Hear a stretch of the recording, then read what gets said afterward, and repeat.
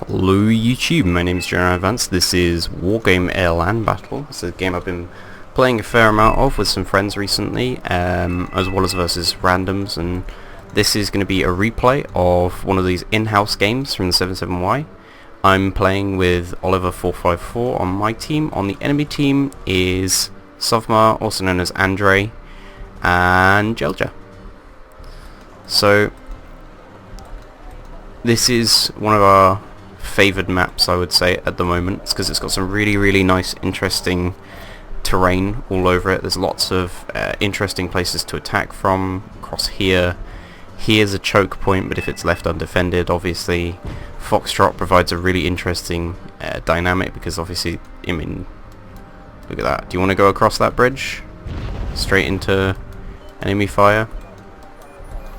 So Ollie tried dropping off troops via helicopter on the right hand side. That did virtually nothing at the start. I'm going to put this down to 2 times, and he's going to move in and capture the middle. And initially this battle is going to start off really quite slow, and it ends up into a gigantic war that is really worth seeing. So honestly, if you guys don't want to see the kind of maneuvering and smart positioning and stuff, getting ready for that, and the little engagements that happen that sort of open up a gap, you know, skip ahead to like halfway through. If you want to see how we got ourselves into it and how we played this game out, then do what I would advise doing, which is watch the whole thing. So it looks like one of them is playing a Canadian deck, I guess. It looks like he's playing combined Canadian-American, because I don't think Canadians get access to those. But Jelja is playing... Okay, it looks like Jelja's playing the Canadian deck? I don't know. But then he has Grizzlies. I don't know. They're both playing... They're playing NATO, we're playing Pact. I'm playing my Czech tank deck that I like using a lot. You've seen it in a couple of other videos, including the last one, where I was on the team with Andre versus Von Bock and some other guy in a ranked game. This is my artillery in this game. This is prams, and I find these really useful. I really don't like the super heavy artillery or anything. But you can see initially we've just set up in positions around here. Ollie's only covering the right hand side with the skeleton crew, whereas Jelja is covering it with a lot of stuff. What this means is, if he'd have reconned this side, then he might have had a chance to try and attack here. It would have been difficult, because obviously you can use this big hill here to attack anything that comes down. Same comes from that side. If you come to attack here, anything up here can fire on them. But Ollie's moving in Moskaya Bahoten, which are a big unit of infantry that are pretty damn good. But he's going up against 2 stacks of Van Doos with one of his Moskaya Bahoten or the other scouts, so it's not in a great position. And here they send out some chieftains during this through the open field here to try and engage us. And he is going to use a T-72A for it. But there are 4 T-72s initially fighting, now 3. And we use a little bit of air support there, because we knew that if we just initially do the attack and then don't carry on the attack run, there won't be any AA pretty much in the area, unless there's something up here, or up here maybe, but then it would only be infantry. And Ollie's doing the best he can at the moment to scout with those infantry. As far as critical points on the map go, as far as I'm concerned, this area here is the most important point. If you capture the open ground using vehicles and air power, that's amazing. If you capture these hills using infantry, that's also a really big boon. The way the game mode in this game works out is entirely based on, or the victory points that you see on the side, you can see it's up to 6,000 in this game, are entirely based on units that you destroy and their cost. But capturing ground is really important, because you can buy more expensive units. As well as that, there are other perks. I mean, if we take this ground going forward, then we can attack anything in this area quite easily. And the enemies are just limited to a lesser area that they don't want to fight from. So Ollie starts moving in again with VDB as well as his favoured transport vehicles, which is the Screshette. Which totally looks like it wouldn't work in real life, because like that guy would get shot on top. But it's really good in this because it can choose up infantry. But unluckily, these Screshettes have gone without infantry support a bit too close to the Pathfinders and Verdus, which means they got immediately panicked and blown the fuck up by them. Fair amount of artillery in this, but these guys are shaken, so their fire was a lot less accurate. You can see Jelja is using a big stack of 4 M109A2 Rochas, which are 155mm guns, but because obviously, you know, they take up a lot of ammo, so everybody leaves them at base. If you leave them at base, they're much further away. Their accuracy is a lot decreased, whereas you can see my prams at the moment, I'm being told by Ollie to help him there. Yeah, I think we were going to try and sneak in through here. If we can take out this area, then we can use it as a base of fire to attack through in this open ground, as well as over the hills here. So Ollie went for an attack here with his VDV. It's a little bit over presumptuous, probably needed recon infantry first, but he gets opened up on by M113s as well as Dornier helicopters. Actually, no, those aren't Dornier helicopters, those are like Canadian Hueys basically. But we do gain some valuable scouting from it, but he is going to lose all his units eventually. I think if he gets into the building, he'll have a more of a chance.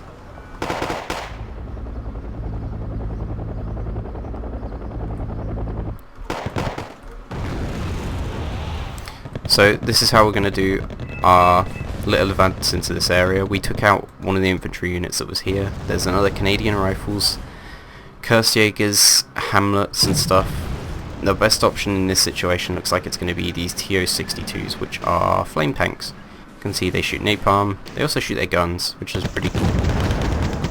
But this is just cautionary burning at the moment. Annoyingly, they bombed us as soon as we started trying to get in there.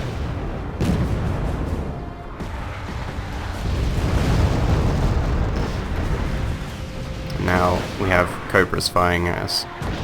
So we didn't manage to get that attack in.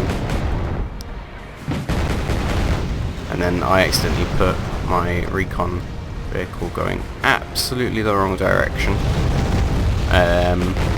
Trying to use a bit of air support here, but obviously there's a lot of cover. So the Lux actually opens fire at really close range on my Mi-25, and it loses in that sort of fight. So, have another Mi-24 this time. It looks like we're firing smoke there now. As far as AA goes, I have an OSA as well as a fuck ton of strops. I bought just a whole stack of strops and just put them all over the area. These things are really weird. They have Iglas, only 4 of them, and then a big, like, really slow firing 30mm cannon that's radar guided, I think. So they can provide either radar guided or just standard infrared AA.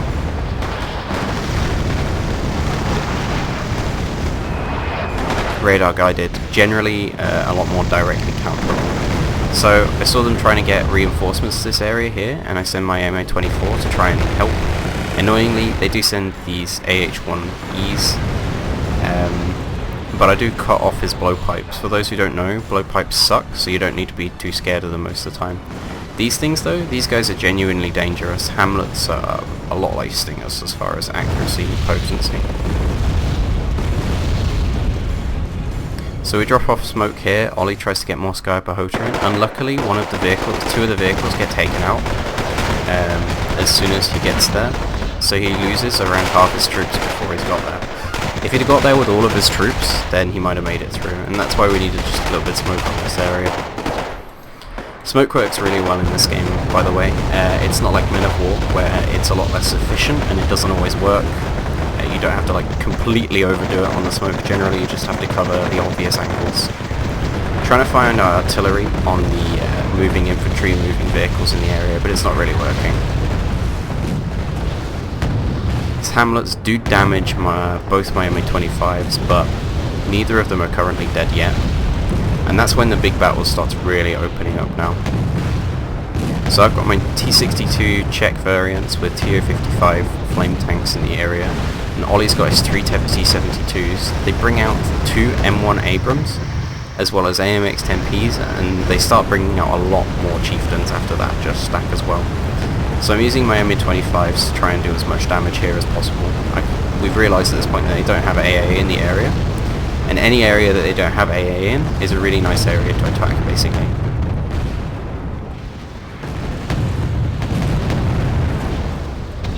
Ollie's T72s are trying to get as close as possible and basically try and open things up for as long as possible for his T80Bs to get into position, as well as my T55 AM2Bs. These are highly modified T55s, and they basically come with Bastion missiles and a lot better guns. It means that they're still kind of crappy because they're T55s, which they're extremely old, but the Bastion missiles are more than good enough to kill other enemy tanks.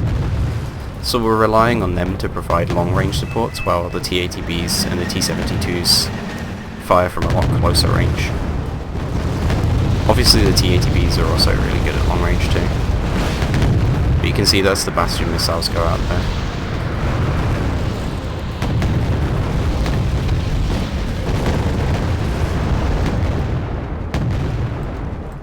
Even though we haven't secured this area, we know that the AA is out of ammo, and the infantry in the area would have to move really close to try and attack these tanks, because none of them have long-range anti-tank weapons, none of them have ATGMs, they just have standard rocket launchers, which are good at close range, but they're only close range.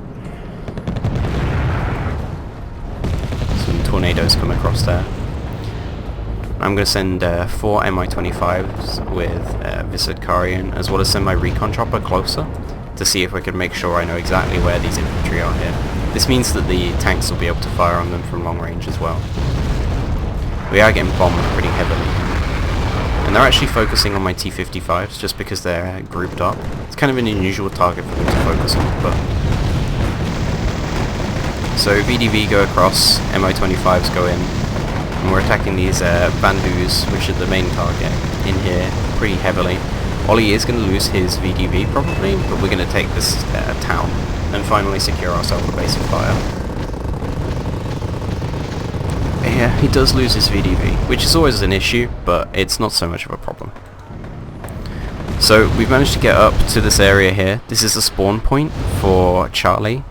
Basically, if we can camp this area, it's really effective for us, because it means that the only other spawn point on their side is all the way back at their home base, so they have to send everything a lot further to get to the front. So if they need something directly, like AA or tanks or anything, they have to send for it earlier, which means that we can do surprise attacks or interesting compositions of units without them being able to immediately counter them, apart from with artillery, because artillery is always douchey. Even I use artillery in this game, and it's really dickish. Jojo has a lot of artillery in his deck. It's quite defensive, and I think that's what allowed us to really go for the attack. Just because somebody has a defensive deck doesn't mean that it's very good. A lot of people make that mistake. Ollie moves over with his Mi-8Ts here, thinking that we've kind of broken the back of them. Almost all of them get wiped out. In fact, yeah, all of them get wiped out, and VDV basically gets scattered across the place. This unit looks like it might have been okay. Luckily, they do spot some enemy units for us, so we're going to start raining down artillery on the Canadian rifle unit here. Ollie's also got his Grichettes up here.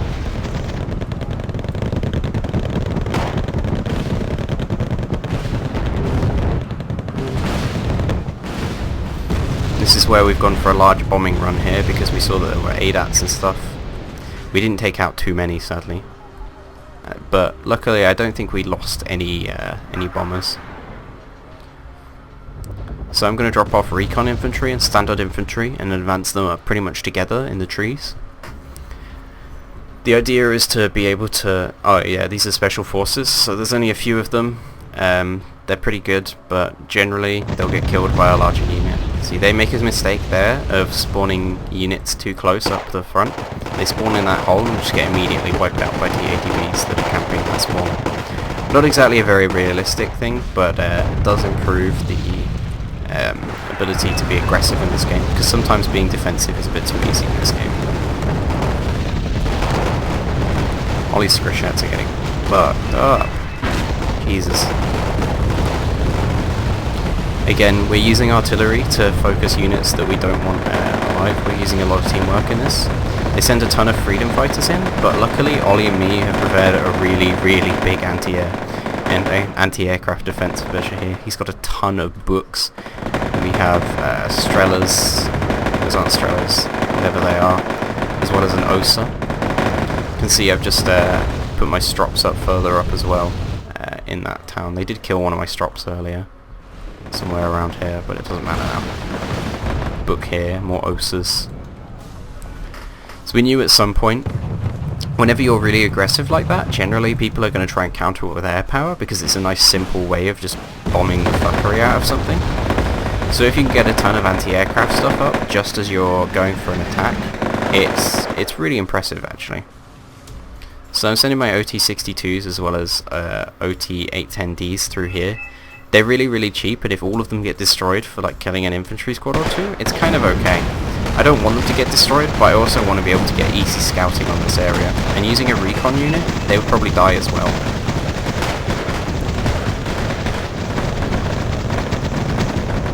And as well as this, they spot the units immediately so that we can use artillery and stuff on them. Ollie was sending Afghansky through here, but annoyingly, Children just sent Leopard C1s. These are full-size tanks versus what is essentially an anti-aircraft gun. And they all get wiped out pretty quickly, and the Leopards take no damage, so... Luckily those are only fairly cheap tanks though. See Ollie using his formations of MiG-27s there. He does lose one of them, which ends up in Children's town on the right hand side. So as far as mistakes the enemy made, they didn't have enough infantry as well as AA in this area protecting it. We were able to use our air power and our tanks to sort of pull a breakthrough through here. And then on the right hand side there were just far too many units. This side is almost never fought over, just because it's such a choke point, and you can quite easily get defensive fire down from the hills above it. It's also another area where it's hard to move up your AA, so it's very, very easy to just bomb the fuckery out of anything that comes to your area. That was a crazy attack by that Hornet. But at this point the game isn't over for us. What we have to try and do now is secure this area. You can see I have T-55s up. These are fighting the Centurion Mark 11. I believe these guys actually win my T-55s. They are better than the Centurion Mark 11s. So here I decide to move T-72s with T-55s in. This will deal with Leopard C1s really, really well. Unless he focuses, the T-72s and the T-55s can both penetrate Leopard C1s. But the T-72s can take a lot more punishment, even at closer range. So even with him getting fire support, T-72s die at the same rate as the Leopard C1s. Some bombs are also dropped on the Leopard C1s, but they do minimal damage. And T-55 AMB2s, AM2Bs, actually make really, really good long-range fire support. They're Bastion missiles, they carry a lot of them, and they're pretty accurate and they do some serious work. This is my Jaguar T-72s, by the way. I don't know exactly how these are better. I think they're like faster or something. Again, another bombing run on my T-55s to finally get it off. But now that these T-72As are in position, they can provide long-range fire on this. We've done some serious economic damage at this point, and we're going to soon try and take out the CP. We control the majority of the points on the map, I believe. 1, 2, 3, 4. 1, 2, 3, 4, 5, 6. Yeah, we control 6 points. So that's a pretty big boon for us. Foxtrot is one of the really hard to take points, and luckily they gave it up without putting a command vehicle inside, or reconning it and trying to destroy my command vehicle. And as well as that, we secured the other end of the area anyway, so they were completely unable to take it. Again, trying to get recon up is really important, even in these open attacks like this. I'm firing artillery on these Milan vehicles over here, because they've been doing some serious damage to any tanks that we brought up. Annoyingly though, they'd run out of ammunition as soon as I started firing on them. Get MI8s firing on these ITOs as soon as they move over. Same goes with the ADATs, there's out of ammo as well, even though we tried to focus them. So I have a small unit of motor strelky as well as a faggot team over on the right hand side, on this bush here, but they're going to get attacked by a much larger force of Canadian rifles. I can't move my vehicles up in time to save them, and these motor strelky are going to get chewed up pretty damn quickly. The MI-8Ts are going to do, the MI-25s are going to do what they can, but they're mostly focusing through the central area here. Again, more starfighters. We have so much AA, you can just see all the traces that go down there. And now that they've got no AA in the area, I can use Su-25s.